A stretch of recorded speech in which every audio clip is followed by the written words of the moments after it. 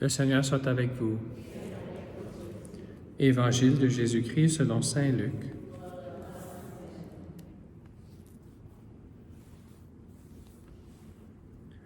En ce temps-là, Jésus expulsait un démon qui rendait un homme muet. Lorsque le démon fut sorti, le muet se mit à parler, et les foules furent dans l'admiration. Mais certains d'entre eux dirent: c'est par Béelzéboul, le chef des démons, qu'il expulse les démons. D'autres, pour le mettre à l'épreuve, cherchaient à obtenir de lui un signe venant du ciel. Jésus, connaissant leurs pensées, leur dit: tout royaume divisé contre lui-même devient désert. Ses maisons s'écroulent les unes sur les autres. Si Satan, lui aussi, est divisé contre lui-même, comment son royaume tiendra-t-il? Vous dites en effet que c'est par Béelzéboul que j'expulse les démons. Mais si c'est par Béelzéboul que moi, je les expulse, vos disciples, par qui les expulsent-ils? Dès lors, ils seront eux-mêmes vos juges. En revanche, si c'est par le doigt de Dieu que j'expulse les démons, c'est donc que le règne de Dieu est venu jusqu'à vous. Quand l'homme fort et bien armé garde son palais, tout ce qui lui appartient est en sécurité.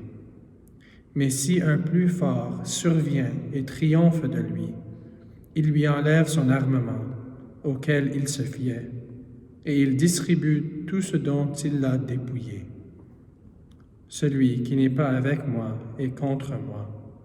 Celui qui ne rassemble pas avec moi disperse. Acclamons la parole de Dieu.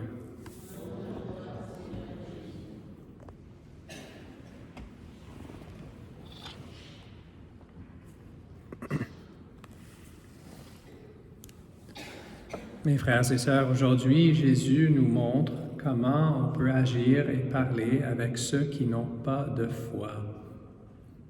Ceux qui n'ont pas de foi en lui. Il nous montre qu'est-ce qu'on peut dire, comment on peut agir. Et les personnes avec qui Jésus parlait, c'était vraiment un cas extrême. Et puisque c'est un cas extrême, ça lui montre que tous ceux qui sont moins extrêmes que ces cas-ci, ça s'applique dans ce cas aussi. Parce que non seulement ils ne croyaient pas en Jésus, mais c'était absurde qu'ils pensaient que Jésus, qui venait juste de faire quelque chose, un miracle, par amour, que ce n'était pas quelque chose de bien qu'il faisait, mais quelque chose de mal, qu'il était possédé par un démon, le prince des démons. C'est vraiment quelque chose de fou. C'est pas juste « Ah, je ne suis pas certain si je crois en Jésus ». C'est Jésus est pas seulement pas Dieu, il est l'opposé. Alors, qu'est-ce que Jésus fait? D'abord, par 3 façons, il va montrer que leur argument n'a pas de sens. Il va refuter leur argument dans 3 manières. La première, il montre rationnellement que si Satan est contre lui-même, il n'y aura pas de royaume. En d'autres mots, il dit, vous voyez, il y a du mal dans le monde, c'est le royaume de Satan. Vous voyez qu'il y a plus de mal, que ça s'accroît, que ça se répand. C'est impossible qu'un démon va s'opposer à un autre démon. Ils haïssent tous les deux Dieu et ses saints. Donc ils vont travailler ensemble pour haïr ensemble. Alors il dit, c'est impossible qu'un démon qui veut la même chose que l'autre démon, va travailler contre lui et l'expulser. Alors, la première explication qu'il donne, c'est qu'il dit que ça n'a pas de sens rationnellement, ce que vous dites. La deuxième chose, Jésus montre, vous dites que c'est en effet par Béelzéboul que j'expulse les démons. Mais si c'est par Béelzéboul que moi je les expulse, vos disciples, par qui les expulse-t-il? La deuxième façon, c'est qu'il montre l'hypocrisie de ce qu'ils font. Il accepte l'argument que d'autres, des Juifs exorcistes, peuvent faire cela, mais Jésus, non. Alors souvent, les personnes qui ne croient pas ne sont pas en ligne avec toutes leurs croyances. Ils ont de l'hypocrisie. Ils acceptent des choses d'une manière, mais avec Jésus, avec Dieu, non, ils ne l'acceptent pas. Alors ils montrent, vous croyez que les hommes peuvent avoir le pouvoir d'expulser les démons. Vous croyez que vos disciples, les exorcistes juifs, ils le font. Mais pourquoi pas moi? Alors, deuxième façon, ils montrent leur hypocrisie. Finalement, non seulement ils montrent que ça n'a pas de sens et ils montrent leur hypocrisie, ils lui donnent une explication alternative.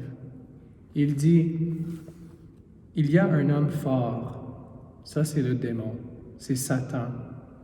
Vous êtes tous sous le royaume de Satan, mais il y a un homme plus fort qui vient, qui va se battre contre lui et arracher tous ceux qui sont sous son pouvoir. Il lui montre que oui, Satan est fort, Satan a des pouvoirs, mais il y a un homme plus fort que Satan, et c'est moi. Ça, c'est ce qu'il donne, pas seulement pour montrer qu'ils n'ont pas raison, mais la vérité de croire en lui. Alors, pour nous aussi, comme Saint Pierre nous dit, on doit toujours être prêt à démontrer pourquoi on croit. Quelle est la raison de notre espoir? Alors, si on rencontre des personnes qui non seulement ne croient pas en Jésus, mais peut-être attaquent notre croyance, on peut dire d'abord, demander l'Esprit Saint de nous montrer. Est-ce qu'il y a une façon qu'on peut expliquer que peut-être ils acceptent quelque chose dans une autre manière, mais pas celle de Dieu? Peut-être ils sont des hypocrites. Peut-être il y a quelque chose dans leur argument qui n'a pas de sens. Et finalement, si on veut montrer quelque chose d'alternatif pour leur montrer la vérité, la meilleure et toujours la façon dont on doit agir, c'est ce qu'on a entendu dans la première lecture. Dieu dit à travers le prophète Jérémie, « Vous suivrez tous les chemins que je vous prescris, afin que vous soyez heureux. » Heureux. Est-ce qu'on croit vraiment que suivre Dieu nous rend heureux? Est-ce qu'on est vraiment des disciples heureux? C'est ça qui va attirer les gens. Si on a raison, mais on est méchant, on a toujours l'air triste, on a toujours l'air en train de pleurer, personne ne veut nous suivre, personne ne veut suivre le Christ. Alors on doit être prêt à montrer, si quelqu'un nous demande « Pourquoi est-ce que tu crois cela? » ou dit « L'Église a fait cela, vous êtes tellement méchants, Jésus n'existe pas. » Soyez prêts à montrer « Non, c'est pas vrai, parce que 1, 2, 3. » Et finalement, ce qui va vraiment convaincre les gens, c'est si on est heureux. Est-ce qu'on sait comment attirer les gens avec un sourire, avec la vraie charité? C'est ça enfin qui va gagner l'amour. Et l'amour se montre à travers la joie. Alors, je ne veux pas dire que vous devez toujours être comme des personnes qui, je ne sais pas, ne sont pas vraies, ne sont pas authentiques, que quelque chose de terrible arrive, et oui, je suis content. Non, on peut être triste, on peut souffrir, c'est ça la vie d'un chrétien dans cette vallée de larmes. C'est beaucoup de souffrance. Mais il y a toujours une paix en sachant que Jésus est avec moi, il m'a libéré, il y a un royaume qui m'attend, que j'ai des frères et sœurs, des saints qui m'attendent, qui prient pour moi. Ça donne toujours une joie. Alors peut-être on peut réfléchir aujourd'hui, est-ce que je suis vraiment un disciple joyeux? Est-ce que je suis heureux? Est-ce que les autres me voient comme quelqu'un d'heureux ou non? Sinon, demandons à Jésus, lui qui a beaucoup souffert, mais avait toujours une paix dans son âme, qu'il faisait la volonté de son Père. Il était vraiment, j'attends le jour de voir le visage de Jésus et son sourire, voir la joie qu'il a. Peut-être il peut nous donner cela si on demande avec confiance aujourd'hui. Seigneur, quand tu rentres dans notre cœur, dans l'Eucharistie, donne-nous ta joie. Montre-nous d'être des disciples heureux et heureuses, qu'on puisse attirer les âmes vers ton Sacré-Cœur. Amen.